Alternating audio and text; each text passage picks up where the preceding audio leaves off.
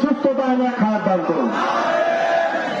সম্মানিত ভাইরা, আজকে আমরা অনেক পথ মারিয়ে আজকের এই বাংলাদেশের এই জায়গায় আমরা এসেছি।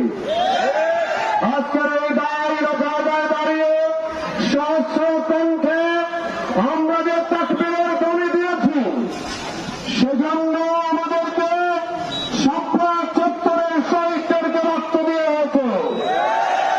সেজন্য আমাদের